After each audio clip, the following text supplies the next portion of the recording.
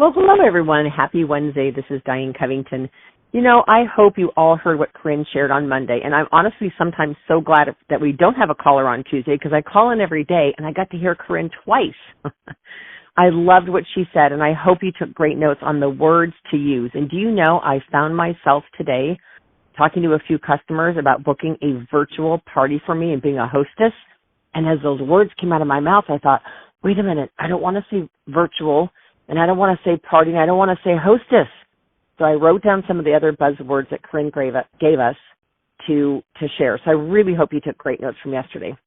So what I wanted to share with you guys today is a friend recommended a book, and I downloaded it on Audible, and I started listening to it in my car because I drive to the lake house frequently, and for an hour and a half I don't get any radio, so I figured I might as well listen to books.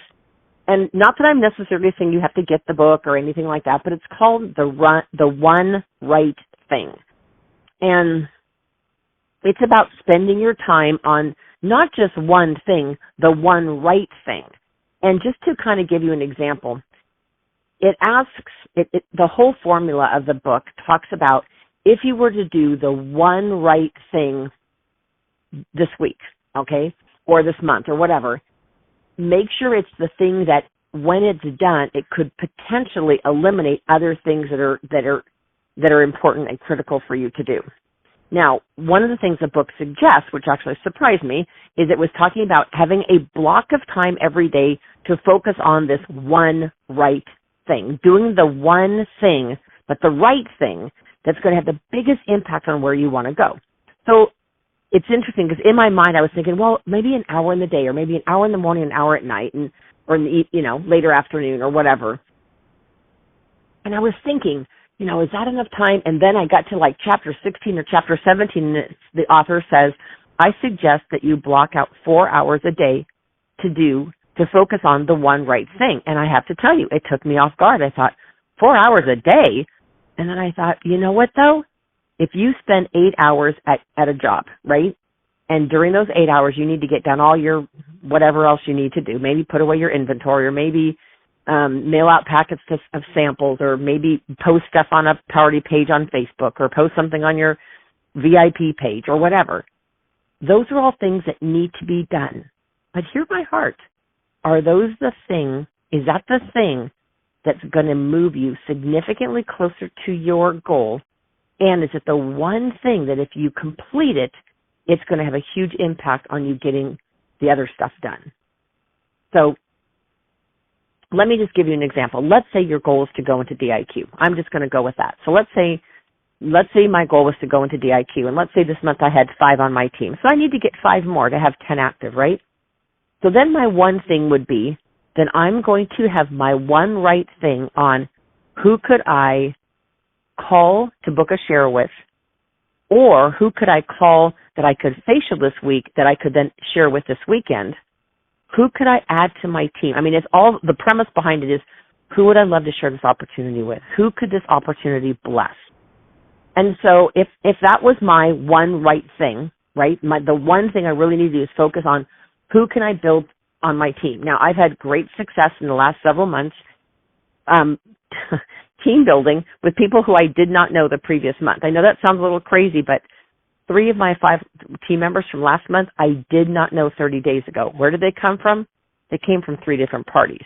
Now, I know when you hear that, you might roll your eyes and go, oh, come on, Diane, that's like in the consultant's guide. That's what it says it's going to do, but it doesn't really do that. But it really does. And I have to tell you, it's about just getting that momentum. And that momentum can start with one phone call.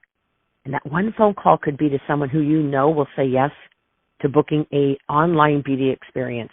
Hey, I learned to say not virtual party. And it's that one yes that could book a party. And then from that one party, you'll have 3 or 4 people who will say the word free, or I want to book a party. And you'll have 2, 3, or 4 bookings off of one party. And then their friends, it just snowballs. So Bonnie, Joanne, and Heather, I did not have in my life, did not even know them in a million years, a month and a half ago. 6 weeks ago, didn't know them from Adam. But they were all invited to 3 different parties from 3 different hostesses that were all either a friend, a relative, a good long customer, somebody that I met in my networking group. And I said, hey, I really, really want to master working virtually. Will you, do a virtual session for me? I know I'm not calling it virtual anymore, but at the time I was. So anyway, to make a long story short, with this book, what it's focusing on is the right thing, doing the one thing. Now, you guys know have you ever felt like a squirrel? Where you're running out in the street, you're turning left, you're turning right, you're turning left, the squirrel is darting all over the place. And sometimes it does get run over by the back tire. And so it's almost like that shiny concept, we walk into the room and we say, oh, here's a box of inventory that needs to be put away, but you went in to text your hostess. The next thing you know, you're unpacking your inventory. So the important thing about the one right thing is that you are in those zones, you are laser focused. So when I did it yesterday, I blocked out 2 hours straight, and then I had an hour in between, and then I blocked another hour, and then I had an hour in between, and then I blocked another hour. And mainly because I had promised some consultants that I'd reach out to them, and I was checking we had a double red jacket debut, and so I wanted to reach out to some people. So I didn't want to do 4 hours straight. And during those, the one right thing, I did not look at my phone for other texts. I did not take an incoming call.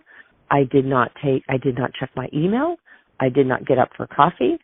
I did get up to go to the bathroom, but other than that, I stayed absolutely laser focused.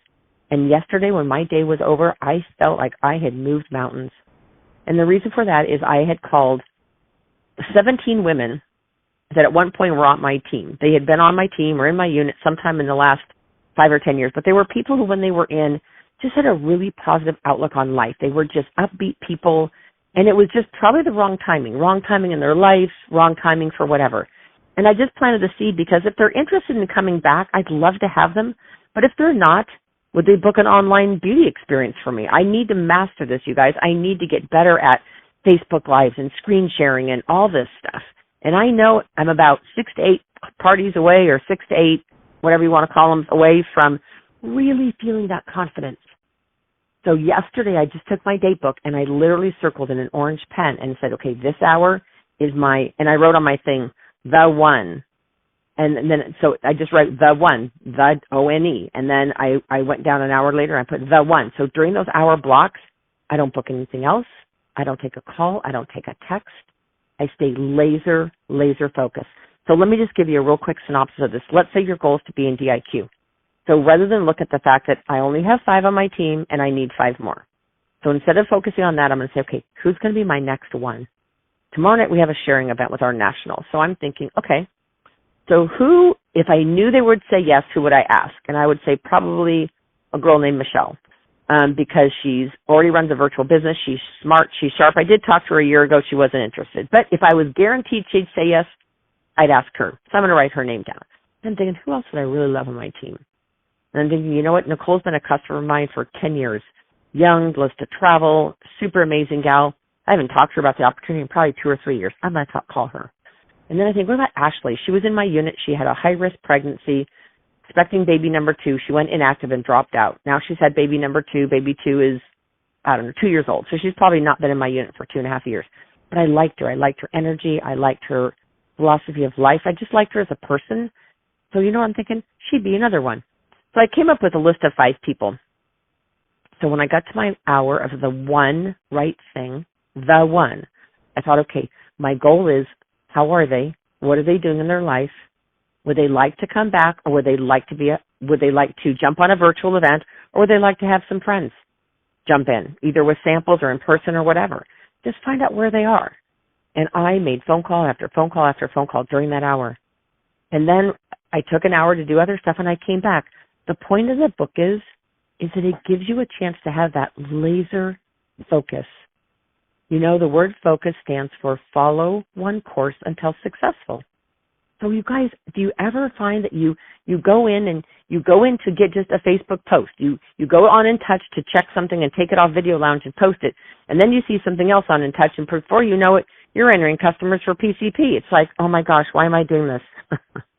I came in here to get one post on my Facebook page. So I find the fun thing about this doing the one right thing is it's not just having laser focus and focusing on one thing. It's what is it that you're focusing on. So do I put away inventory when my number one priority is to build my team this month? No. Do I get packets ready to mail out? No. The most important thing for me to do in that 1 hour block is who can I call that will either hear me out on the opportunity or will book a session with me immediately or jump on something quick to give me their opinion or will listen. You guys, there are so many women out there. I pulled a bunch of stats off of Google yesterday because I did a chamber presentation, and it said that 71% of women in households right now are considering a side hustle because they can't pay their monthly bills. Not their frivolous bills of I need some cute fancy shoes or I want a designer purse. These are their monthly bills. We're talking cell phone bill, grocery bill, rent, whatever, car payment. 71 or 72% were considering a side hustle or looking at a side hustle specifically for that reason. You guys, there are so many women who are looking for more. So if you're a reader or you want to check out the Audible, check it out. It's called The One Right Thing. It was really, really helpful. And so I've already took my date book tomorrow. And I said, okay, when are going to be I'm just doing 4 1-hour blocks. If you guys can block 4 hours at a time, have at her. I think that's great. What I did yesterday is I did 2 hours once. And then because I'd already had appointments set up, I did an hour and then an hour. And so tomorrow I'm doing 2 hour block and then an hour and then another hour. So my goal is, yes, 4 hours a day. Focus on the one right thing. I hope this has been helpful to you guys. Thank you for calling into Quantum Leap and have an amazing Wednesday.